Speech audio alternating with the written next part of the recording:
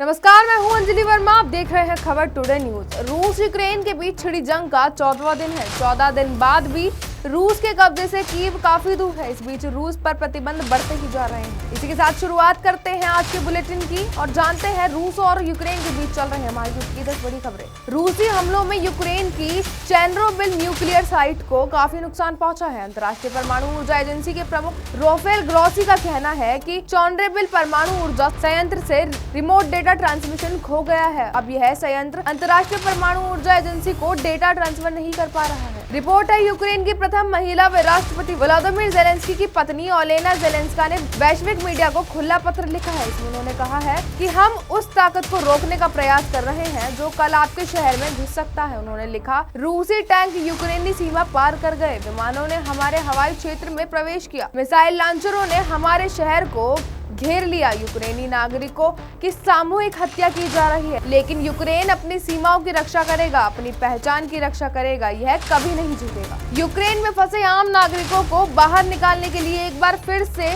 Ceasefire की घोषणा की गई है। जी हाँ, यह सीज़फायर यूक्रेन के 4 से 5 शहरों में जारी रहेगा, जिससे जल्द लोगों को बाहर निकाला जा सके। वहीं दूसरी तरफ सूमी में आखिरकार राहत ऑपरेशन शुरू हो गया है। वहां रूस और यूक्रेन की सेना ने ग्रीन कॉरिडोर खोल दिया है, जिसके जरिए लोगों को निकाला जा रहा है। बताते चले कि यहाँ 700 भारतीय छात्र भी फंसे हुए हैं। रूस के खिलाफ लड़ रहे यूक्रेन की मदद के लिए पोलैंड आगे आया था। पोलैंड का कहना था कि वह अपने लड़ाकू विमानों को इस्तेमाल के लिए यूक्रेन भेजेगा। हालांकि उसने इसके बाद बदले में अमेरिका से F-16 जेट की मांग की थी, लेकिन अमेरिका ने इस प्रस्ताव को ठुकरा दिया है। सूत्रों के मुताबिक अमेरिका रूस के खिलाफ रशियन जेट के इस्तेमाल पर तैयार नहीं था। यूक्रेन ने छोड़ी नाटो में शामिल होने की जिद। जी हाँ, प्रधानमंत्री नरेंद्र मोदी की यूक्रेन के राष्ट्रपति व्लादिमीर जेलेंस्की से बातचीत के अगले ही दिन युद्धग्रस्त सूमी से सभी 694 भारतीय छात्रों को सुरक्षित निकाल लिया गया। जी हाँ, इस बीच जेलेंस्की ने कहा कि उनका देश नाटो में शामिल होने पर जोर नहीं देगा। उन्होंने यह भी कहा, नाटो उन्हें अब नहीं चाहता। रूस लगातार यूक्रेन को नाटो से दूरी बनाने के लिए कहता रहा है। वहीं रूस ने कहा उसने सूमी के अलावा कीव, चेर्निहिव, खार्किव और मैरिउपोल में गोलाबारी रोक दी है। यूक्रेन में रूसी सेना के 13वें दिन के हमले के दौरान रूसी विमानों ने रात भर पूर्वी और मध्य यूक्रेन के शहरों पर बम गिराए। राजधानी कीव के उपनगरों में भी गोलीबारी हुई। 13वें दिन कीव के उपनगर बुचा के मेयर अनातोल फेदोरुक ने बताया कि उस वक्त हालात बेहद खराब थे। रूसी सेना की तरफ से दिन रात भारी गोलीबारी हो रही थी। इस कारण हम शवों को भी एकत्रित नहीं कर पा रहे थे। सड़कों पर कुत्ते शवों को नोच रहे थे। हालातों को देखकर लगा ही नहीं था कि यह सत्य घटना है। उन्हें लगा था कि जैसे ये सब एक बुरा सपना हो। सड़कों पर कुत्ते शवों को नोच रहे थे। यह सब एक बुरे सपने की तरह लगा था। कीव के क्षेत्रीय नेता दिमित्रो झिवित्स्की ने बताया, रूसी सीमा के समीप कीव के पूर्व में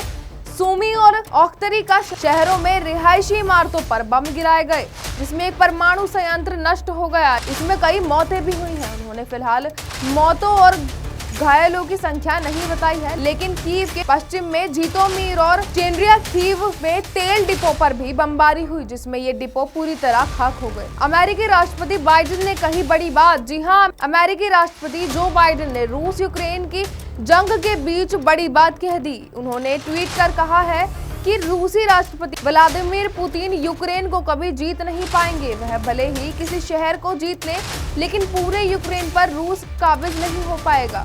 बाइडेन ने अपने ट्वीट में कहा, यह स्पष्ट हो चुका है कि पुतिन यूक्रेन को कभी जीत नहीं सकेंगे। वह एकाध शहर हासिल कर लें, लेकिन पूरे देश पर कब्जा नहीं कर सकेंगे। मंगलवार को इस ट्वीट में कुछ घंटे पहले उन्होंने अमेरिका में रूसी तेल, गैस व एनर्जी के आयात पर पूर्ण पाबंदी का ऐलान किया। यूक्रेन पर रूसी आक्रमण के विरोध में अमेरिका रूस पर पहले ही कई पाबंदियां लगा चुका है, लेकिन तेल आयात पर पाबंदी रूस व सभ्य अमेरिकियों को भी भारी पड़ने वाली है। रूस को बड़ा झटका। जी हाँ, पेप्सी, कोक, मैकडॉनल्ड्स और स्टारबक्स ने निलंबित किया कारोबार। इन कंपनियों ने भी रोकी सेवाएं। रूस और यूक्रेन के बीच लगातार 14वें दिन भी जंग जारी है। रूस को रोकने के लिए अमेरिका समेत कई बड़े देशों की कंपनियां वहां अपनी सेवा रोककर उसकी अर्थव्यवस्था की कमर तोड़ने की कोशिश में लग गई हैं। इसी क्रम में पेप्सी, कोक, मैकडॉनल्ड्स और स्टारबक्स ने भी कड़े कदम उठाते हुए वहां से अपनी सभी सेवाओं को अस्थायी रूप से निलंबित करने का फैसला लिया है। यूक्रेन की राजधानी कीव को घेरने के लिए रूस से 64 किलोमीटर लंबा सैन्य काफिला आया था, लेकिन वह अब तक